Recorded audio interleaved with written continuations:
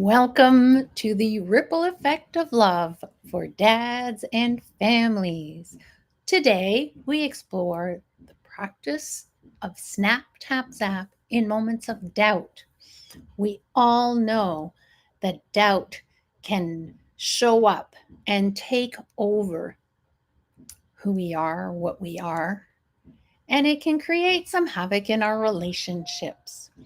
So, I just noticed I forgot to mute the phone. Here we go. Mute. Excellent. How are you today? I'm Christine Bernat, stress management coach, and I help individuals and groups move forward. Right now, we're focusing on the ripple effect of love for dads and families. And we all know that sometimes, especially when we're trying to shift, things can happen and we start doubting ourselves. And when we start doubting ourselves, how can we stay centered, grounded, right? I'm doing two things at once again. That's not my forte, but here we go. Hopefully, no, not in the right place. Forget it. I'm just going to focus on you guys because you're here and you're here because you're important, worthy of my time. And I really want to do a deeper dive into like the how doubt can creep in when we least expect it. What would that look like? What would that feel like, right? Because we've been talking about feeling things. And for some of us, feeling isn't a top priority. We've got our things, we're doing them, and we're moving forward, and that's great. But for others, we feel a lot. And as I discovered in my life, when I paused enough from doing, and being an overachiever, workaholic in the education system, finished by crashing and burning, I had to pause because my body couldn't follow. What I learned was that when you get signs from your body that something isn't right, you need to readjust, you need to tweak things.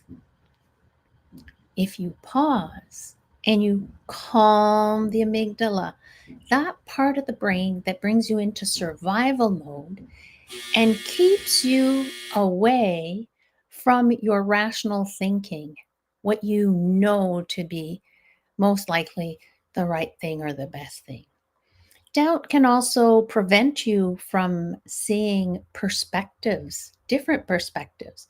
We're used to do it one way, we do it the same way all the time.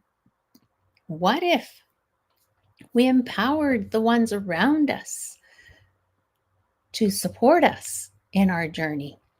Christian Mendez, dad of 4 kids and spouse, shared with us a while back how he was able to empower his children to just do their evening routine almost on their own. Just that, for some of you, would be really, really nice. We love our kids, but sometimes it's challenging to just stay well grounded in the moment and be there for them best we can. So let's take a nice deep breath. Think of a moment when self doubt creeped into you and you're like, oh, I don't know what to do. Do I do this? Do I do that? And you're not sure, whether it be in your business, whether it be with your family, your spouse, your kids, right? There are so many aspects to look at. Are you disconnecting from everything and hiding in work? I used to do that. It was easier to just work instead of being present and being there to see what it is. What was that doubt that was coming up? Is it coming from my heart or is it coming from my head? Is it my thoughts that are creating the doubt? Or is it something in my heart that's trying to pull me in a different direction and I don't want to listen because I'm used to doing it a certain way. And some of us are people pleasers. We were raised that way. And that's where we feel good because we were able to do something for someone. And that makes us feel good. If you're a people pleaser person, doubt can set in when you're ready to set some boundaries and just say, no, thank you. I can't do this. I'm already busy with this. But sometimes we'll make ourselves busy. What I learned in my business as an entrepreneur and in my life was to be able to say, no, thank you. I've got something scheduled in. And that something that was scheduled in can be time for me, can be time with my adult children, can be time with a spouse, can be time with whatever it is, can be time with a friend skating. It does not have to be something that you need to do, like work, right? Sometimes we use work as an excuse. Now, I know I might have triggered a lot of people here because if you had said this to me before, I would have said, there's no way I'm using work as an excuse. This needs to be done. And I have a million things to do, and report cards are due, and I need to work 68-hour weeks for 3 weeks to get them all done. Because when you're teaching, you can't be doing report cards. So you're doing them in the evenings and the weekends. And that was my way of thinking. Then I met someone one day that said, oh gosh, no, I do it all during the school day. I mean, how do you do that? So there are other ways. It's just that we are not used to working that way. We're not used to moving forward that way. So when doubt creeps in and I'm wondering if I'm making the right decision, if whether it be for any of these topics that I talked about, the first thing that I do is the ABCs of Snap,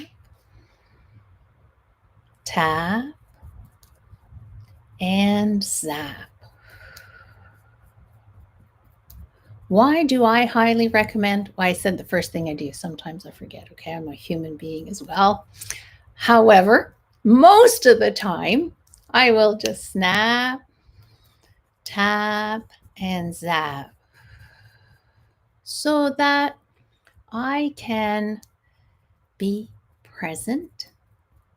I can shut down the survival mode and listen to my inner wisdom. Doing the ABCs of the Snap Tap Zap is super important to just calm down our survival mode. If we're procrastinating, our brain is in survival mode.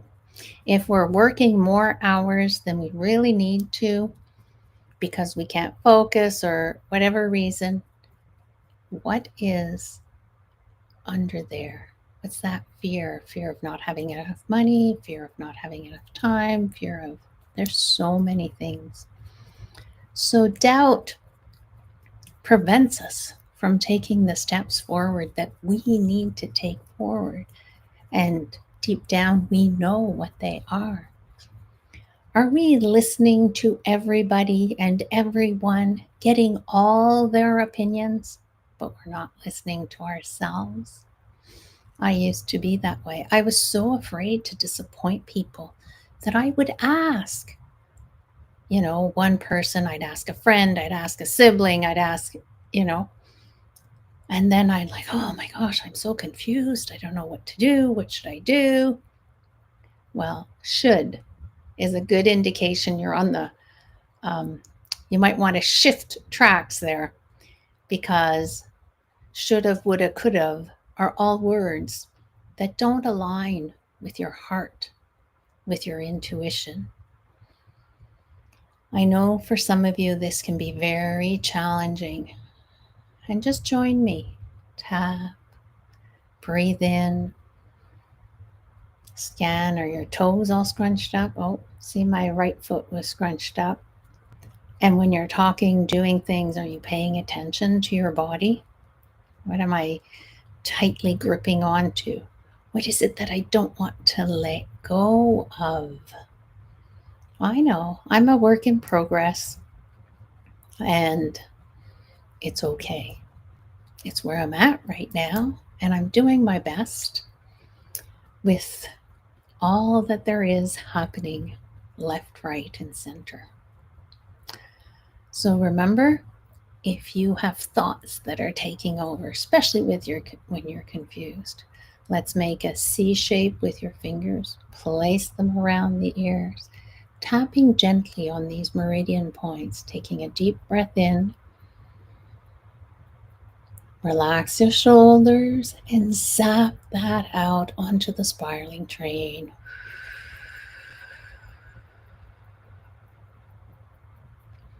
Do it again, breathing in. Relax your shoulders and exhale. Is your body feeling calmer?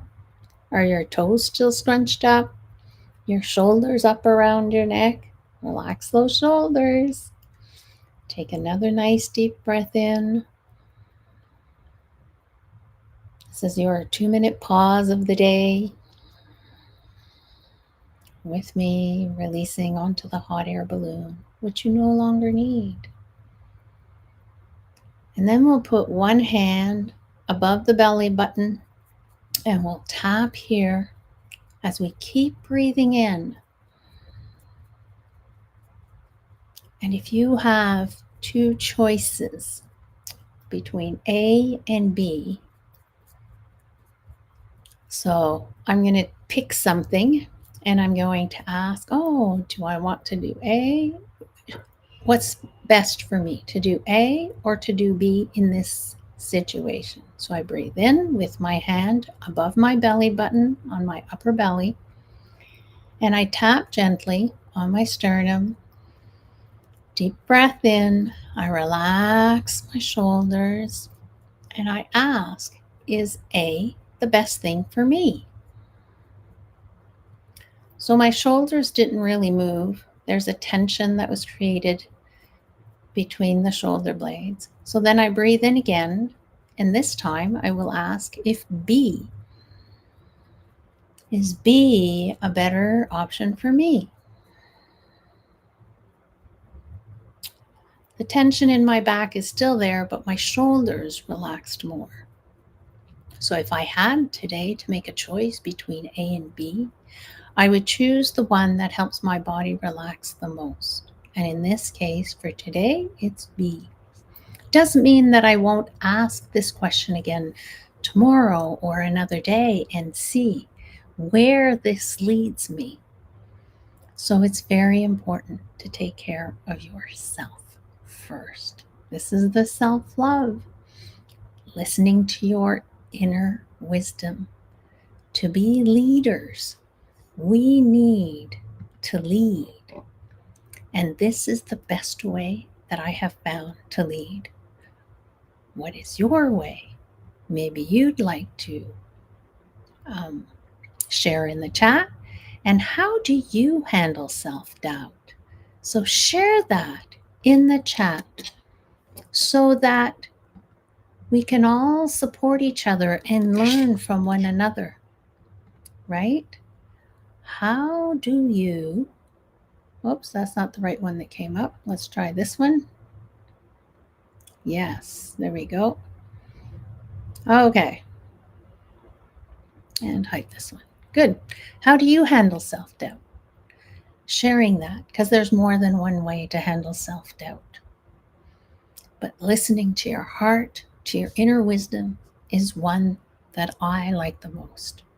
Sometimes when it's so heavy, we don't want to see through that, and it's okay. Give yourself grace. The next thing that I wanted, I'm very excited. Tomorrow I have a special guest. His name is, give me a second, it's Patrick, where is it? Okay, not showing up. I'm pretty sure it's tomorrow that he's coming. Yep, I think it is tomorrow. Patrick Eilers.